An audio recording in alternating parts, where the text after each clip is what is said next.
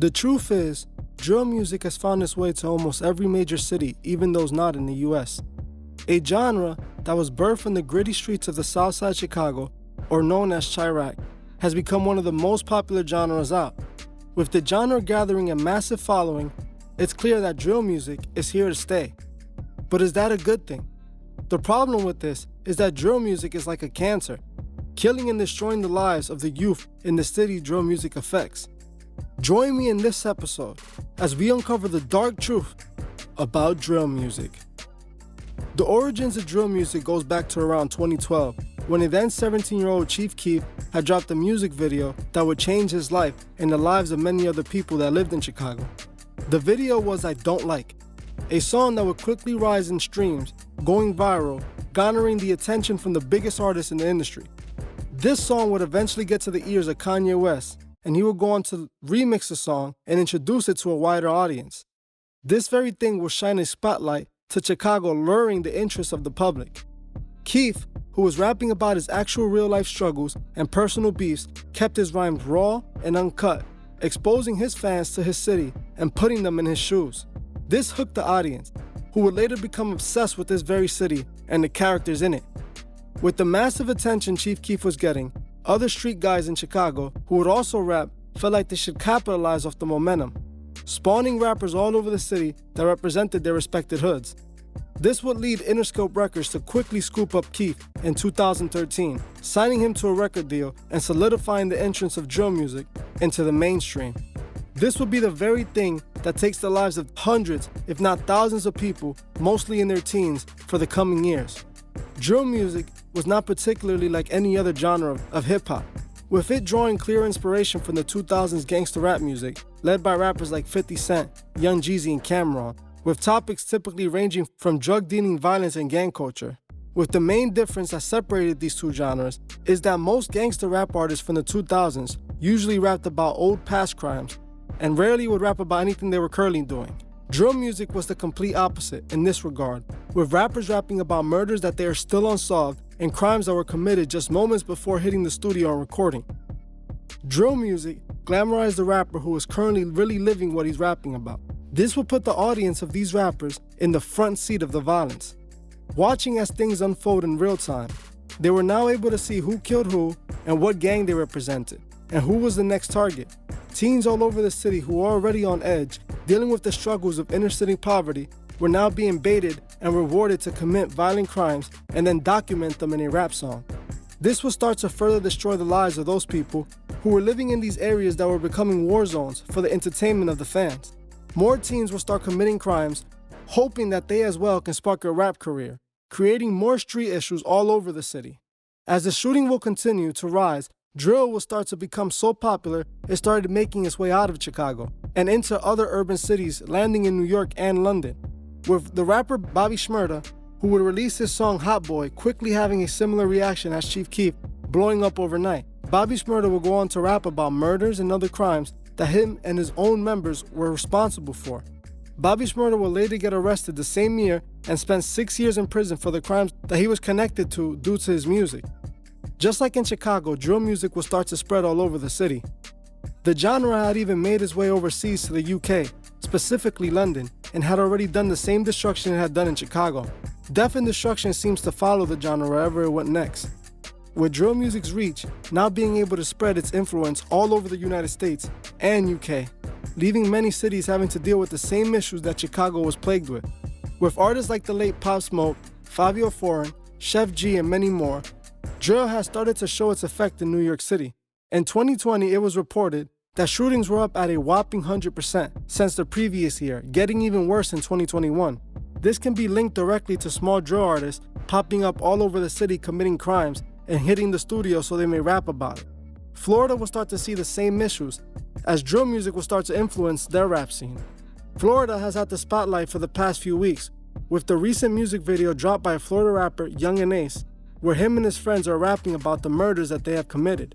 This led to a response from a fellow rival, Julio Fulio, an enemy of Young and Ace, and a close friend to the victims that Young and Ace was rapping about. In the song, Julio is seen bragging about who his side has murdered in retaliation. It's clear to see why drill music has become so popular. With hip-hop's audience praising the street life, they finally found the most raw form of it. The biggest problem with this is that drill music was designed to destroy the youth in the urban communities. This is why record labels were quick to invest in a genre that was so new and unpolished. It fit the agenda so well, furthering satanic values to the masses, and they knew it could be used to spread more destruction. What was most interesting about this is that drill music wasn't created by the record labels directly, but still had a big part in its creation and distribution. Record labels are and would always be the gatekeepers to the mainstream hip-hop. That's why conscious rap doesn't do well in mainstream hip-hop. Record labels don't want to support a message that pushes positivity or helps build urban communities. Record labels clearly have an agenda. Time and time again, they get behind artists that are either already pushing it or willing to bend and push their destructive values. Labels saw drill as a way to kill multiple birds with one stone, capitalizing off the momentum of drill in Chicago to make money, then spread a destructive genre that they knew would take the lives of many.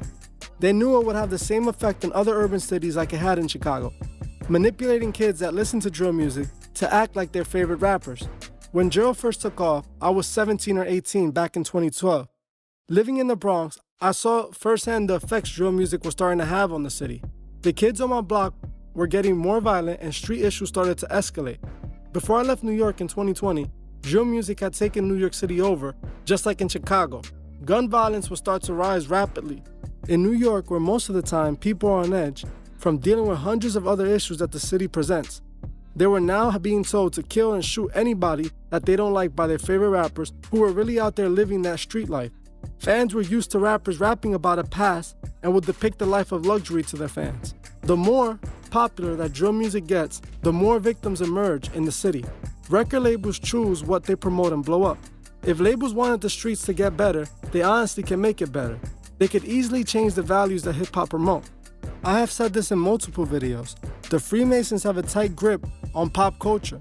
The record labels are mostly owned by high-degree Masons with generational wealth that can be traced back to the start of our country. The United States is basically the nation of the Masons, being created solely for the Masons to rule. Just take a look at how many presidents have been Masons and how many signers of the Declaration of Independence were also Masons. It's clear to see that they built this country for themselves to prosper and to run off their satanic values.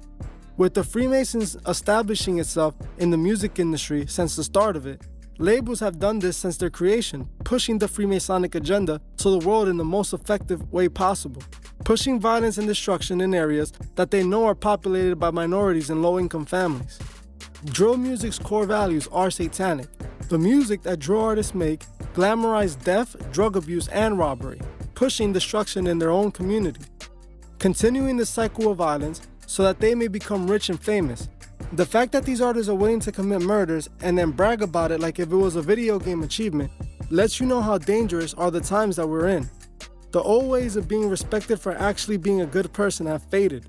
Lucifer has finally convinced the mass majority of the world that his way of life is the one for them. Many people feed into the agenda without even noticing it. Drill music raises the death toll everywhere its influence can be heard. The youth blindly let the agenda manipulate them into their own death. As the artists get shot at and kill each other, executives make more money and please Lucifer. We must remember what agenda is being fed to us. We cannot allow the music to push us into the wrong direction. They want us to kill each other, and they want us to hate each other, and they want us to obey. We must remember, we choose our own fates. We must not allow them to assign one for us. As some of you listen to this music, I advise you not to let it fool you. They want you to die. They are actually counting on it. Prove them wrong and live a free, long, beautiful life. Don't let them trick you into fighting your own people. Thank you for watching this episode of Truth Is.